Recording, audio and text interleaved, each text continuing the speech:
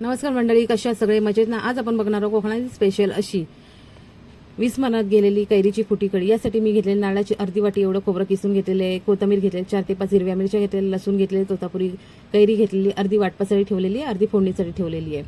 हे सगळं साहित्य आपल्याला वाटून घ्यायचं एकदम बारीक गंधासारखं। ही जी कढी आहे ती मी मातीच्या भांड्यात करते। 2 चमचे एवढं तेल गरम करायचं आहे। राई टाकायची आपल्याला। राई चांगली तडतडली की त्यामध्ये टाकायचे लसूण आणि कढीपत्ता टाकायचे। त्यानंतर आपल्याला टाकायचे कैरी टाकायची आणि हळद टाकायची। चांगली नरम होईपर्यंत आपल्याला शिजू द्यायची। त्यानंतर आपल्याला हे वाटप टाकून घ्यायचंय। वाटप टाकलं की आपल्याला 1 चमचा एवढं तांदळाचं पीठ आणि अर्धी वाटी एवढं पाणी घेऊन मिक्स करून आपल्याला टाकायचंय। पण सतत ढवळत राहायचंय, नाहीतर पाणी वेगळीकडे आणि खोबरं वेगळीकडे असं होणार। तर सतत ढवळत राहायचं आणि शेवटला टाकायचं आपल्याला मीठ। तर हे मी सतत ढवळते। खूप छान लागते, एकदम भारी चव येते। आता कमी लोक ही कैरीची कढी बनवतात, तर ही कढी नक्की करून बघा, खूप छान लागते, मस्त अशी चव येते।